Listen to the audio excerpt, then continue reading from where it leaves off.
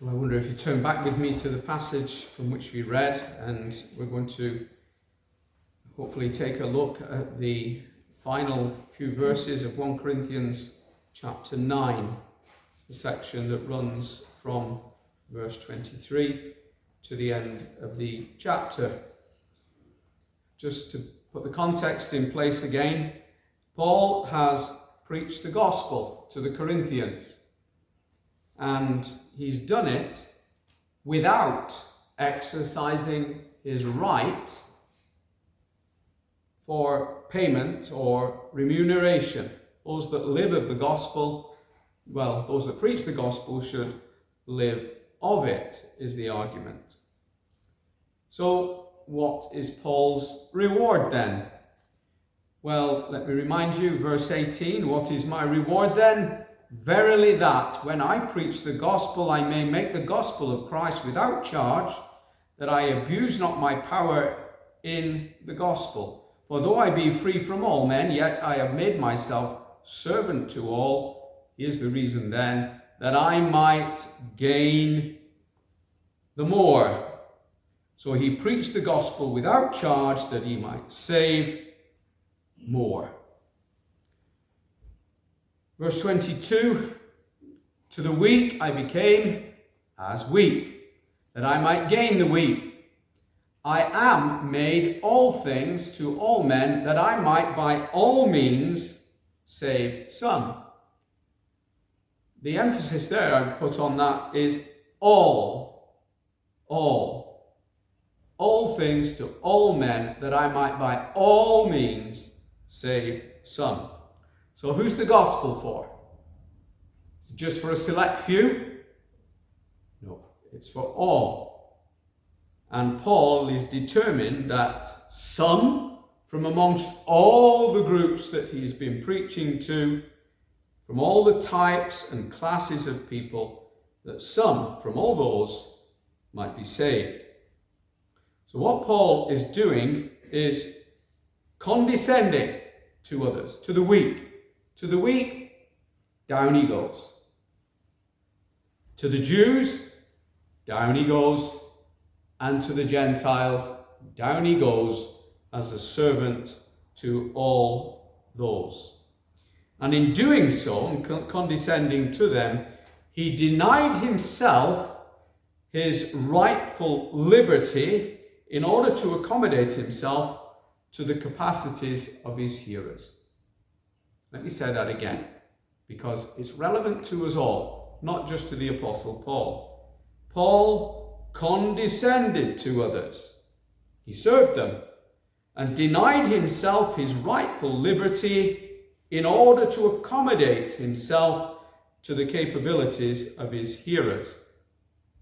This man had a zeal for God, which breathed out not the threatenings and slaughter that he'd once breathed out, but breathed out the love of Christ to all these people. His design then was to, by all means, to save some. So we come to verse 23. And this I do for the gospel's sake, that I might be partaker thereof with you. What he doesn't say is that he's doing this because he's an apostle. Doesn't say that. It's not because he has the office of an apostle that he's doing it, but for the gospel's sake. Now, we're not apostles, none of us. But these things apply to us because we can all say that we can do these things for the gospel's sake, not for our office's sake.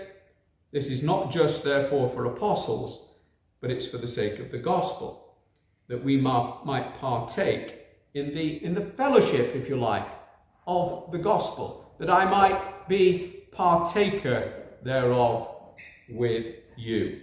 So he's a partaker of something, and we are partakers of something, and it's all about the gospel. So to partake of the gospel, well, what's that? If you partake of something like a meal, what are you doing?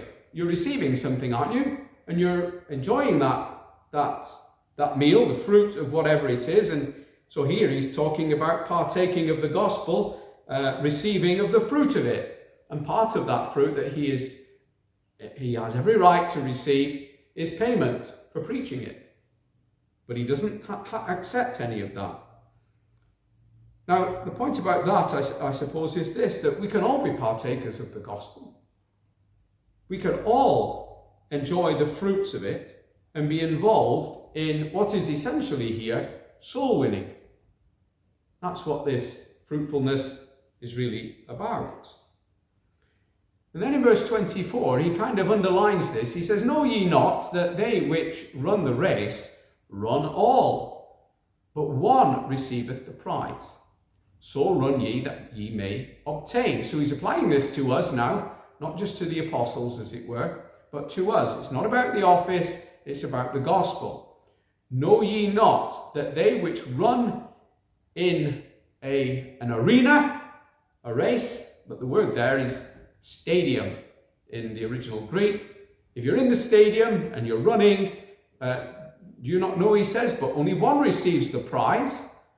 "So run ye, every one, that ye may obtain." So to underline this, we might remind ourselves that you think of the other verse now that immediately might spring to your mind, as it did to mine, that we run the race looking unto Jesus, who is the author and finisher of our faith, who gave up his rights to suffer and to die in our stead, and took upon him the full weight and burden of our guilt and sin, and so suffered the ignominy of the cross. And he did so, remember, despising the shame. So what was his reward? Well, you remember, don't you? He did that for the joy that was set before him. What joy is that? Seeing a multitude of souls in heaven rescued, redeemed. That was the joy that was set before him, the joy of seeing many souls in glory. Why? Because of his sacrifice. And because of his sacrifice alone are we received into glory. So there's no merit involved in this on our part at all. So how is Paul going to impress this doctrine on our minds so that we remember? It's the doctrine essentially of soul winning. That's what he's teaching us about. Something, I would add, that is desperately needed in our day. So he uses a metaphor to try and impress this, or stamp it on our memories. And the metaphor he's using is from something called the Isthmian Games. I don't know that you've done much geography in your lives. Do you know what an isthmus is? It's where you get two pieces of land and between them there's a little bridge.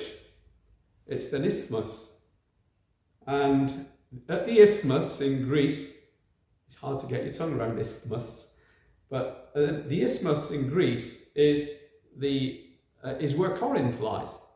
It's the bridge of land between the main body of Greece and the land to the south of it when you cross the isthmus at Corinth. And they used to have there the Isthmian Games. Now, you've all heard of the Olympic Games, haven't you? We all know about the Greek Games. Every, how many years? Every 4 years. Well, less well known than the Olympic Games are the Isthmian Games. In the 3 years in between the Olympic Games, there were 3 other pan-Greek games where everybody came together. There was the Nemean and the Pythian, and there was the Isthmian Games. So actually the Greek Games went on every year without any breaks. It's just that the Olympics were one of the 4. And they occurred every 4 years, and the Isthmian Games every 4 years, and the Pythian Games every 4 years, and the Nemean Games every 4 years. And every believer that entered the arena, the stadium, was to run a race. This is what he's saying. We're all in the arena now. We're all in the stadium. The Isthmian Games are well known in Corinth. It should really be well understood by the Corinthians because it was their games. We could have called it the Corinthian Games, but it was the Isthmian Games because that is where Corinth stood. Now, the whole point of this is that the believer enters the stadium and enters the race. But beginning the race isn't the point, is it? What accolades are you going to get for starting the race? You're not going to get a round of applause, are you, for starting the race? I mean, you could say, well, I did qualify, but that's not really what you're there for, is it? So, as the Lord tells us, it's a matter of endurance. He that endures to the end shall be saved. So we've got to start, but then we've got to strive, and then we've got to endure to the end. That's the whole point of this. The runner finds no particular fulfillment in starting a race. It's all about finishing the race. So there's the emphasis that I'm going to place on it from what I'm reading from the Apostle Paul here. So what's the difference then? Because immediately we're thinking, hang on a minute, this isn't quite like the Olympic or the Isthmian Games, is it? There's a difference here. What's the difference between us as we run the race and the Greeks as they ran their race? Well, every believer who finishes the course gets the prize. That's the difference. In the Greek games, you just get one who gets that laurel wreath upon their heads. It's a corruptible crown. But they work very hard to get the prize. I'm going to turn your attention, as I reach that point, to the letter, one of the letters to Timothy. I think it's well, let me just check. It's, I think I've got 1 Timothy chapter 4 verses 7 and 8 here, but it's actually 2 Timothy chapter 4 verses 7 and 8. 2 Timothy chapter 4 verse 7. I have fought the good fight. I have finished my course. I have kept the faith. 2 Timothy was written at the end of Paul's life. Henceforth, he says, there is laid up for me a crown of righteousness, which the Lord, the righteous judge, shall give me. This is personal. It shall come from the Lord, and not to me only, but unto all them also that love his appearing. He's finished his course, and he's saying it will be the same to all who finish the course. All will receive the prize. And the prize is something exceedingly wonderful. It is a crown of righteousness. I've got one thing to say to that, and that is, blessed be God. We all who finish the course will receive a crown of righteousness from the very hand of our Lord Jesus Christ. Does that not fill you with a sense of anticipation and joy? It is so. So, at that point, we can now answer the question, what's the aim? What's the purpose, the real purpose underlying Paul's words in this section of the epistle? The aim is this, that we, all of us here, should obtain that same incorruptible crown of righteousness. That's the aim, to get us there. How do we do this? It is our reward for enduring to the end. So we do it by endurance, which When we enter the arena, we are given strength and grace from the Lord, because the day we enter that arena is the day that we receive spiritual life. As soon as we are born again, we're in. You're in the arena from the very beginning. So it's the Lord who puts us there. He's given us this spiritual life. And Paul now is setting down certain objectives that are involved in this race. So in verse 23, he says that you might be a partaker thereof with you. That's what he's saying, that we're all partaking in the race. So the first thing is, we've entered. We're partakers. We've got that number on our chest or whatever, we are named in the race. So we partake. The next thing you might add to that is there in verse 25, every man that striveth. So there is a striving in the race. But we're not doing it in competition against one another. This is another nuance or difference between what happened in those games and what happens in our spiritual race. We strive together. We're not in competition with one another. In fact, we are helping one another. I love that picture, don't you, where there were those two British lads running what were they called? The Brownlee brothers, I think. And Jonathan and, I can't remember his name, doesn't matter. But one of them was struggling at the end and it was wobbling, wasn't he? His knees had gone. And his brother went back for him and helped him over the line so that they both finished. We are striving together. And the other thing, which is in the previous verse, in verse 24, is that we endure. Every man that verse 24. Know ye not that they which run the race run all, but one receiveth the prize. And then he says, so run that ye may obtain. Now, if you're going to obtain, you're going to have to endure to the end, aren't you? Or you'll get nothing. Whether it be the Greek games or whether it be this spiritual race that we're referring to. So we endure to the end in order to win the prize.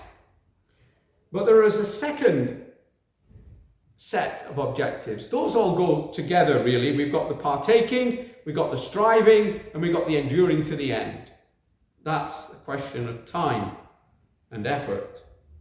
But then there's other objectives in here, because in verse 25 it tells us that every man that striveth for the mastery is temperate. So in the way that we strive, there must be temperance. And what does that mean? Temperance in the Bible is about self-control. We have to run this race.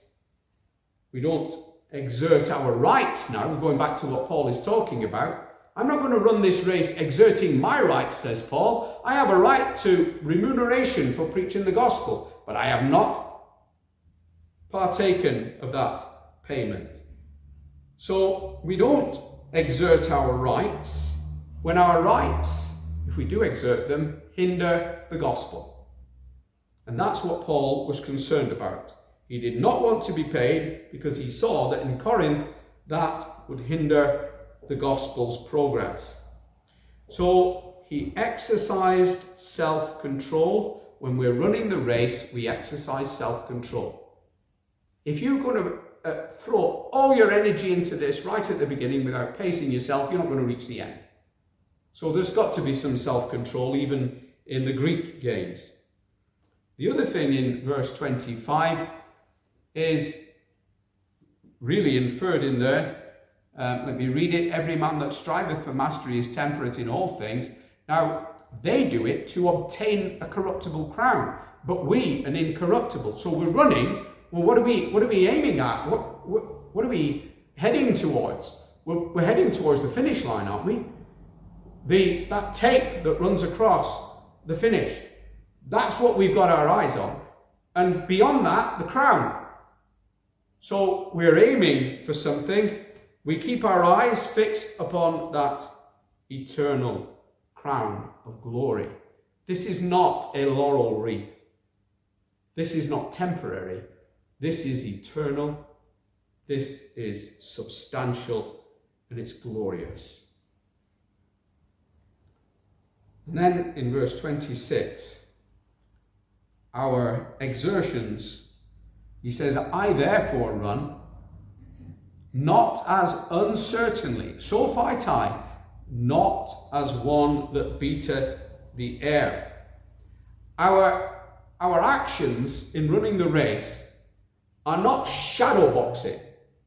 My dad used to box, and sometimes he used to practice on me, which I found very uncomfortable, especially when he would tread on my foot so I couldn't move. And then he would shadow box me, really. He didn't hit me, but he would go all around me, and I knew if I just went the wrong way, I would catch one. But he was careful not to do that. But we're not shadow boxing. Our objectives in running the race and striving are not aimless. We're aiming for what we can see at the end, and we have a purpose in what we are doing.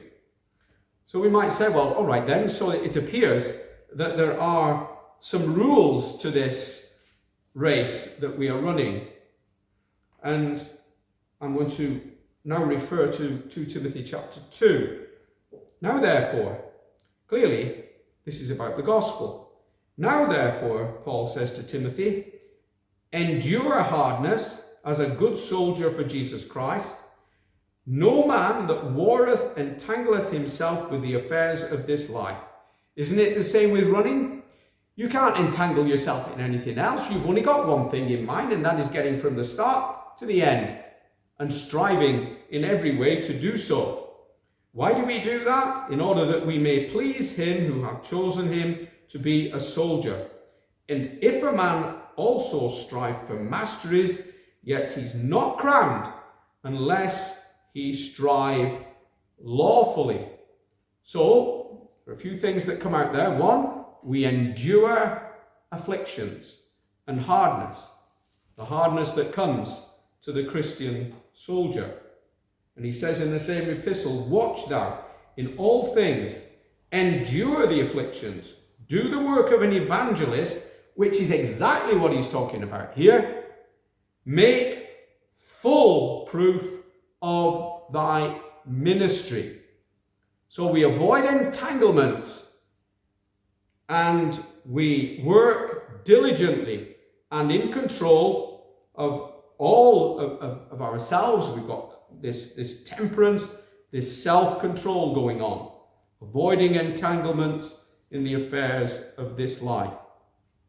So we're to strive lawfully within the rules, as it were. Now, Paul is perfectly at liberty because of his liberty in the gospel to be paid, but he's not going to do that. He's laid that payment aside. And then he comes into verse 26. He says, I therefore so run, not as uncertainly, so fight I, not as one that beateth the air. What he's saying is, I aim to finish. I really do aim to finish my course, to fight this fight right to the end. I've got my eye on the crown. And in Galatians and chapter 6, verses 7 to 9, be not deceived, says Paul to the Galatians. God is not mocked, for whatsoever a man soweth, that shall he also reap. For he that soweth to the flesh shall of the flesh reap corruption. I don't want that at the end of my race. But he that soweth to the Spirit shall of the Spirit reap life everlasting. That's his crown. That's what he's longing to reap. And then he says, therefore, let us not be weary in well-doing, for in due season we shall reap if we faint not. The aim then is not to faint. It's to endure to the end. And what he's saying here is this is not a matter of uncertainty for us. I was at the funeral of a Christian friend the other day, and I'm stood there at the open grave, and you say, ashes to ashes, dust to dust. And then the words come out. In sure and certain hope of eternal life. Not doubtful, nothing uncertain about this. In sure and certain hope of eternal life. I run to obtain, I fight with a purpose, I'm not shadow boxing, I'm not beating the air, I am aiming for that crown, and it's not uncertain, far from it. So when we say, I hope to have that crown, it's not the modern use of hope, which means, well, I hope so, but we're not sure. This is not that kind of hope. This is sure hope, and it's the hope that faith has in the certainty of receiving that reward. But then you might ask, well, how far should I go in yielding up my rights, giving them up, in respect of my weaker brother? I've got my weaker brother before me. How much shall I give up in order to win him? Well, I'm willing to abstain from the luxury, this is what the Apostle Paul is saying, the luxury of having the right to my salary. I don't need to assert that right. I'd rather win my brother. Why do I do this? Is it for my personal glory? Is it for the apostles' personal glory? Not whatsoever. But it's that I might strive better. I want to run the race without all the clutter and entanglements of this world. Now, if a boxer can do that for a mere perishable laurel wreath or an Olympic medal, all these things are perishable. How much more should we be willing to lay aside our rights in order to strive for souls for that immortal crown, which shall never fade away? We have much more reason to be striving. And then we come to the point where Paul really adds weight to the case that he is making here. And he does so by referring to himself. And it's in verse 26 where he says, I therefore so run, not as uncertainly, so fight I, not as one that beateth the air. What he's saying here is, look, you want a pattern to follow? Follow me. And he's comfortable in saying it as well. I am not acting without an aim. I have an aim. My aim is that crown. I've set the objectives out to you, that we partake in the race. We strive. We aim to finish and endure to the end. We exercise self-control, that temperance that we need, and we keep our eyes fixed on the glorious goal. All of those things are absolutely necessary. And we remember that we're not aimless in what we're doing. We have got an aim, just like the gospel has an aim. And the aim shouldn't fall short of inviting sinners to come to Christ, because he's ready to receive them. All things are now ready, he says. So, where do we go from there? Well, I might take you at that point to the letter to the Hebrews in chapter 6 and verse 11. We desire, says the writer to the Hebrews, that every one of you, every one mind, not talking just to apostles now, every one of you show the same diligence to the full assurance of hope unto the end. That's what's in view. That you be not slothful, but followers of them who through faith and patience inherit the promise.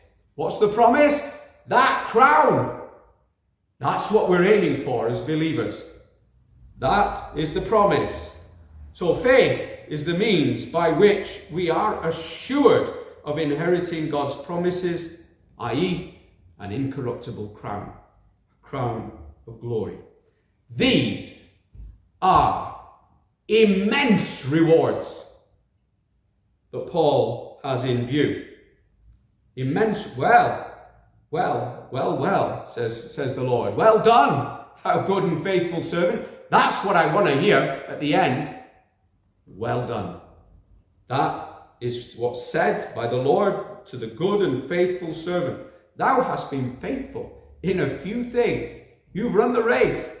Now, he says, I will make thee ruler over many things. And what happens at the end of a race when you receive the prize? Enter into the joy of the Lord. And it's a rest. It's a joyful rest in the Lord. So his hope of eternal life is sure. His hope is a certain one. And we come to verse 27. But I keep under my body, and bring it into subjection, lest that by any means, when I have preached to others, I myself should be cast away. My body is in subjection. If you are in subjection to someone, you're servants to them. I'm in subjection to my master. So Paul keeps his body in subjection. It's there for service. He does not indulge it. We can indulge the body, we all do. But he reins it in like a horse, and we all need to do that. Because otherwise, a wild horse will just run, won't it? Unless you rein it in, and you've got to teach that horse who is in control. So the body needs reining in. He does not live to serve his body, but rather his body lives to serve God's purposes, and he is intent upon fulfilling those purposes. After all, he does say, doesn't he, to the Philippians, for me to live is Christ, and to die, that's my crown. That is gain. So we assert our rights and indulge the body, and if we do, we can cause injury. We can cause injury and offense to the weak Christian. We're not here to offend souls, but to win them. So we stand before the world in Triaris. We stand as witnesses here. Not here to hinder, but we're here that our bodies might be brought in order, not indulged, but that they may be brought in order, that we give no offense to the lost. And we come towards the end now. It's the second half of verse 27. Lest that by any means, when I have preached to others, I myself should be cast away. So Paul is determined to conduct himself as a preacher of the gospel. And you might add for yourself, you may not be a preacher, but you can say at least, I'm a witness. You are witnesses. And in that sense, we're all preaching, and if you like that word, sometimes translated, gossiping the gospel. The gospel is being gossiped by all of us. And we need to do that in a manner that is consistent with the gospel itself, because the message was sent to every tribe and nation under heaven. Even Triaris. So, go ye into all the world and preach the gospel is a word to us. Go ye into all Triaris, if that's where you are, and preach the gospel. But there's a warning, isn't there, in this? It's possible to preach the gospel to others and yet be disqualified from the race somehow. So he preaches to others, but I myself, he says, he's concerned, lest that by any means I myself should be cast away. So what's this about? It's a warning, because there were some who preached the gospel. You can all name one. His name was Judas Iscariot, wasn't it? He preached the gospel and he was cast away. He didn't endure to the end, but through betrayal of the cause of God, and he had his eyes on the riches, the love of money, that he got distracted and fell away. It's not what the Apostle Paul is aiming at. So he says, he puts that warning in, lest that by any means, when I've preached to others, I myself should be cast away. In other words, I'm going to keep my body under control and bring it into subjection to God's purposes. So a few conclusions or inferences that I can make at the end of that message, really. Our church is not here to run aimlessly all over the place. It's got an aim, and the aim is to win the crown for all of us and to save as many souls as possible. We're not shadowboxing. We're not running aimlessly to and fro without staying within the track, as it were. We're not here, therefore, I would suggest to you, to keep the doors open. That is definitely not what we're about. I'm not here, you're not here, just to keep striving to keep the doors open so that they can be open. That's not the purpose here. We're not here to just keep the status quo. We're here as soul winners, running the race, keeping our bodies in subjection. And we're not here to preach to ourselves, but to preach to the lost the gospel. So, a church, I'm going to quote something now. I found it an interesting quote when I read it in one of the commentators. A church is not foolish to give what it cannot keep. What can't we keep? We can't keep our time. It's running out like an hourglass this evening, isn't it? Time is running on. We can't keep it. It's not a problem, it's not foolish to give that time. Nor is it a problem to give our energy. Because our energy, again, is limited. It's running out. We're going to run out of our energy and effort. And it's not foolish to give those things away in order to gain something that we cannot lose. I can lose time and I can lose my energy, but there's something I can't lose. If I endure to the end, that crown is mine and it's yours. And it's not foolish to be aiming and seeking that crown with things like time and energy, which are all going in any case. And it doesn't matter. Not one iota. It doesn't matter how old we are. It's an absolute irrelevance. We should run every day, whether we're old or young, we should run every day in a way that aims to obtain that crown. And everything else can be laid aside, because everything else is just clutter, really. So we aim, that's what the Apostle Paul is saying here. Our aim is to win that crown which the Lord has set before us in his promises. Well, let's turn to our final hymn, which is hymn number 607.